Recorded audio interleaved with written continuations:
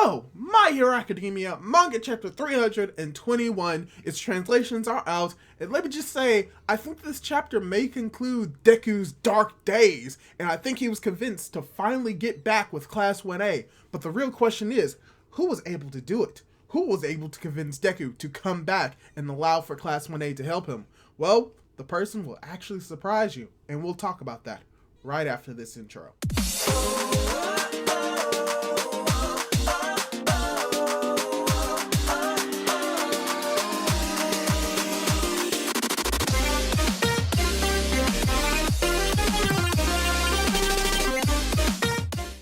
Hey guys, how's it going? It is your boy, Manga Man Drew, here to talk to you about My Hero Academia Manga Chapter 321. I'm going to give you a surprise for what the title is because it kind of gives away what this chapter is about. But yes, we are going to be talking about Chapter 321. And when it comes to this chapter, yeah, I think that from what I said with the intro, this may be the end of not necessarily like Dark Deku, but that Deku is now, for the most part, most likely not going to be working on his own anymore. From what we see in the chapter, it's most likely that Deku has finally allowed for Class 1A to work by his side. And we're going to talk about how all of this came into being in the actual review proper. Before we do that, I'd like to ask you, if you haven't done so, to subscribe to my YouTube channel if you like My Hero Academia content. I do spoilers, reviews, discussions, all the cool stuff. So if that's something that you're interested in, subscribe to my YouTube channel for more. And without the way, let's get right into the review.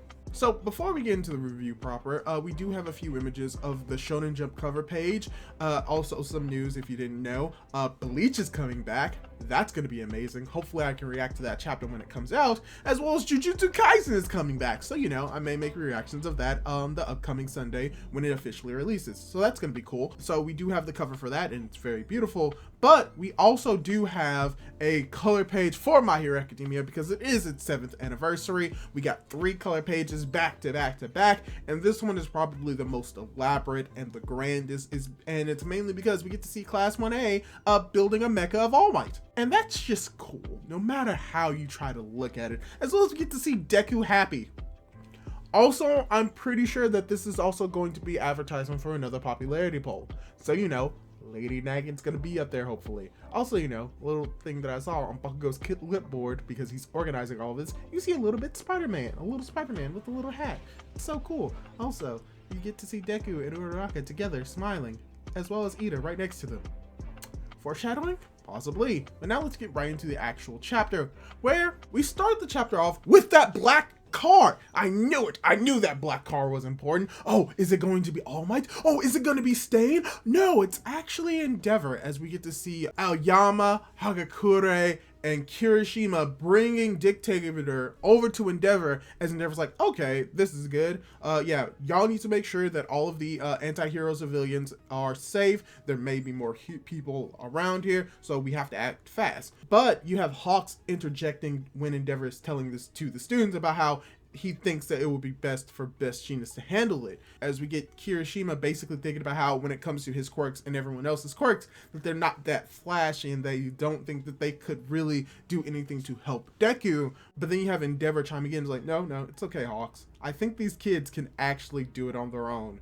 Have a little bit more faith in them, as we cut back over to how we ended last chapter with Shoto trapping Deku in a block of ice as they are trying to convince him to come back. And at this moment, Shoto says some interesting things that could be foreshadowing for what's going to be going on in the future, because you have Shoto saying like, hey, you think that we're a hindrance, but Midoriya, have you ever thought about the fact that maybe this is all for One's plan? You haven't found him yet. This could be his plan. He may plan on attacking UA. Wouldn't it be best to come to UA and make sure that it's protected, that it's guarded, instead of just going out on your own, doing nothing and having no progress? Yo, come back and help. And he makes a strong point.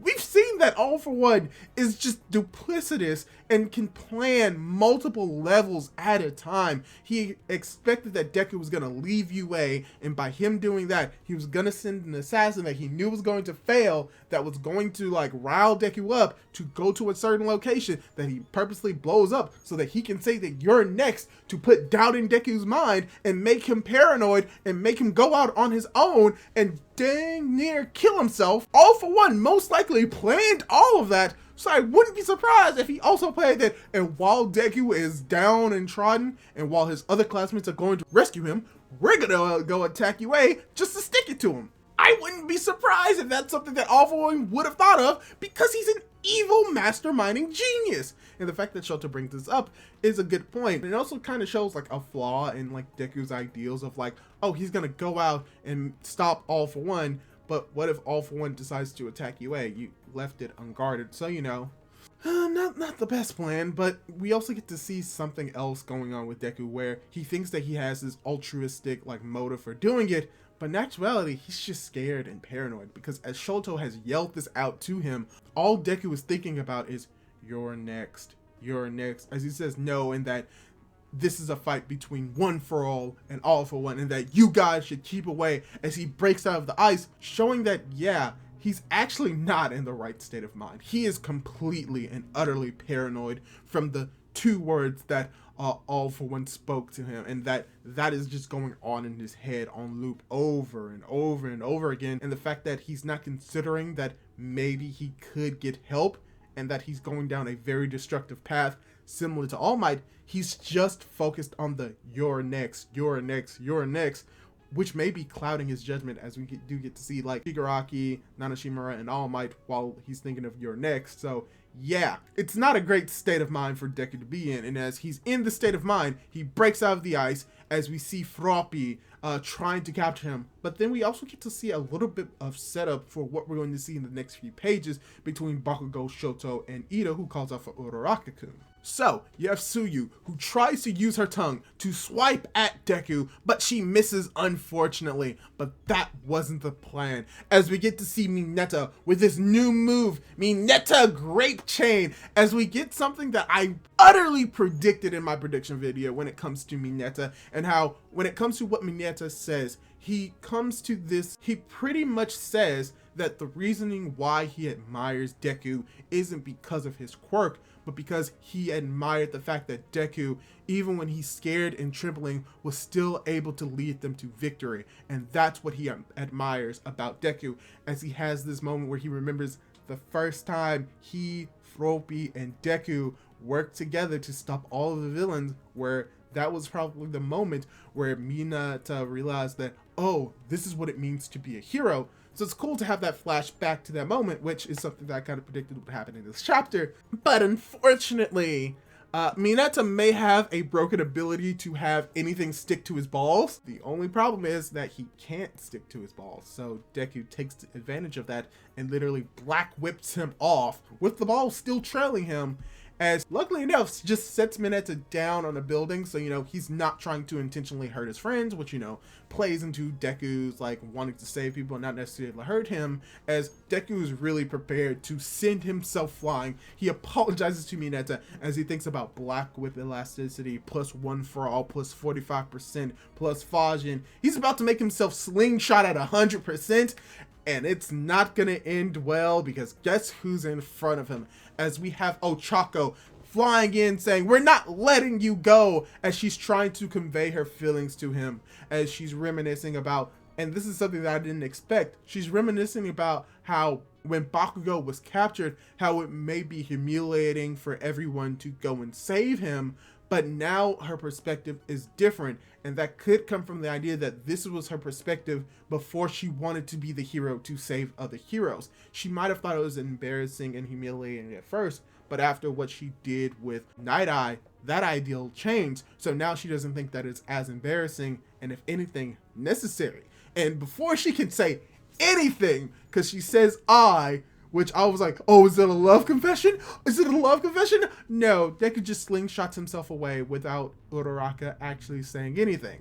That's going to be a lot going forward in the next few pages. Not a lot of people tell Deku a lot, except one person. And like I said, that one person who does all the talking and may have saved Deku will shock you. I promise you, we'll get there. But luckily enough for Uraraka, that was not her goal. That moment wasn't for her to immediately save Deku in that moment. No, it was all set up for this main event plan, as we see that she's in the air as she yells to the guys, as we get to see Kota, Shoto, Shoji launching Todoroki and Bakugo in the air with Mina, for some apparent reason, using solid ability 0.1% protective coating Acid Man. I knew Acid Man would come into play when it comes to Mina. I was right. 2 things I was right about. Cool. But yes, we see that they're all working together to launch Bakugo and Shoto into the air, as well as this acid glob, as we see Shoto using his Flash Freeze Heat Wave and literally launches Bakugo in the air.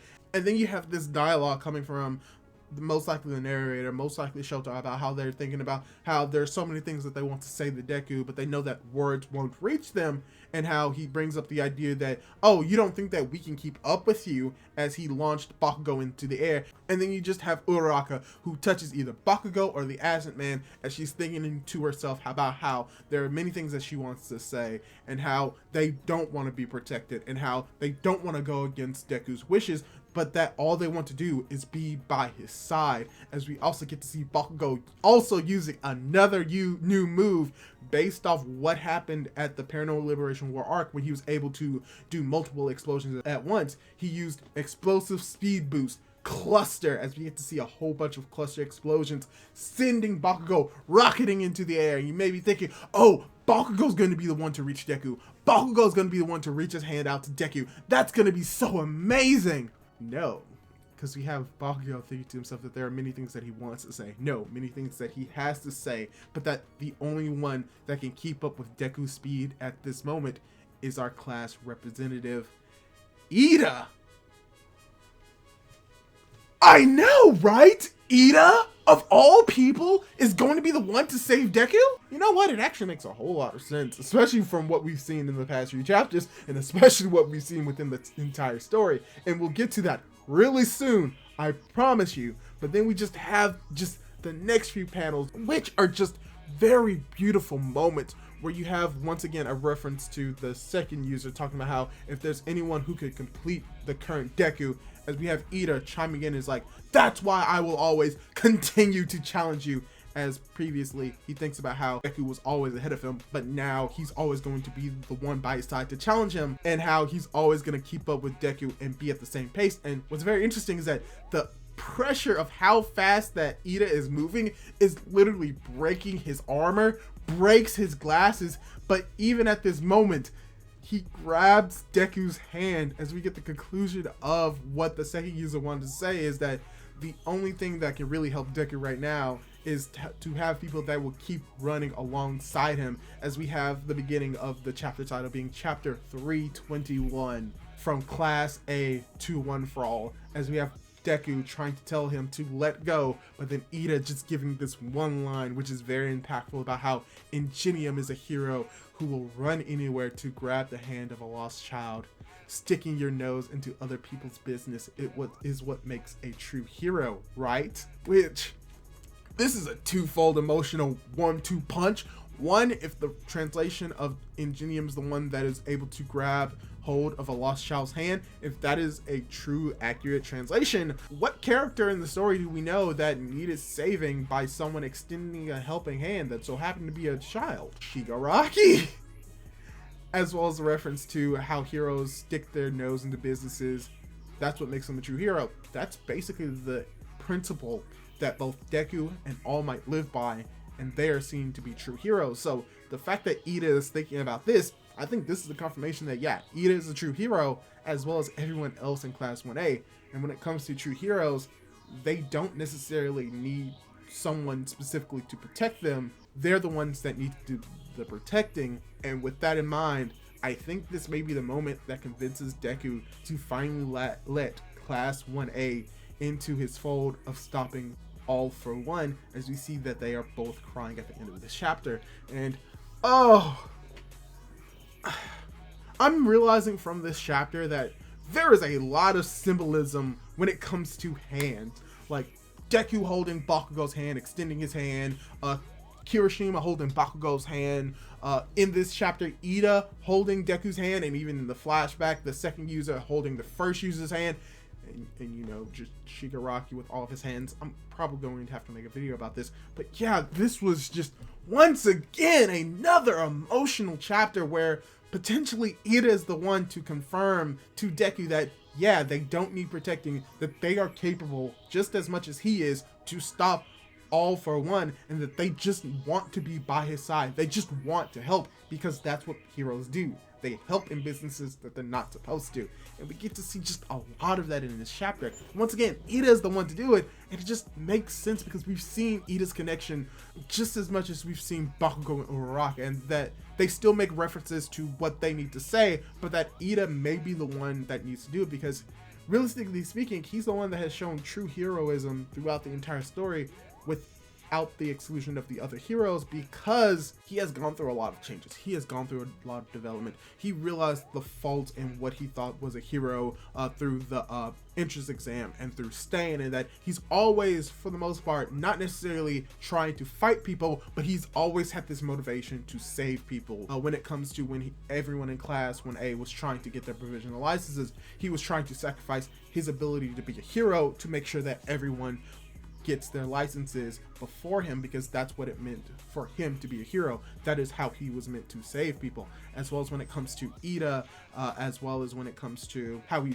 acted in Joint Training Arc, how he was willing to try and save Shoto before winning the battle, showing that, yeah, when it comes to everyone in Class 1A, for the most part, he's the one that has been solely focusing on rescuing people. So it makes sense that he's going to be the one to rescue Deku in this moment. And there's so much more I can say about this, but that could be saved for an entire video on its own. So overall, I think this was a very fun, a very emotional, and a very great chapter of My Hero Academia, getting to see the difference in ideals between Class 1A and Deku, and showing that Deku's ideals might not always be the best, and that he may be clouded by the thoughts of All for One and the doubt that he's placed inside of him. We get to see a lot of the classmates showing off some new moves, showing that they are just as capable, if not more capable, than Deku on his own. We get to see them pull off just this extreme maneuver that actually works in catching up to Deku when he wasn't holding back. And if anything, they send him flying further than Deku could actually move, showing that, like I said, they're able to keep up with Deku, and that they are willing to do anything if it means not just saving him, but being by his side. So overall, just really enjoyed the chapter. Beautiful artwork as always. And yeah, that's all I really have to say. Hopefully you enjoyed the chapter. Hopefully you enjoyed this video / review / everything. It's just so emotional. So yeah, if you like this video and you want to see more of it, why don't you subscribe to my YouTube channel and hit that notification bell to be notified for whenever I upload more content like this, as well as leave a like on this video, leave a comment down below on if you think that Deku has finally accepted Class 1A into the fold of stopping All for One. Leave your thoughts down in the comments below, do all that cool jazz, and hopefully I'll be able to catch you in my next video. Goodbye!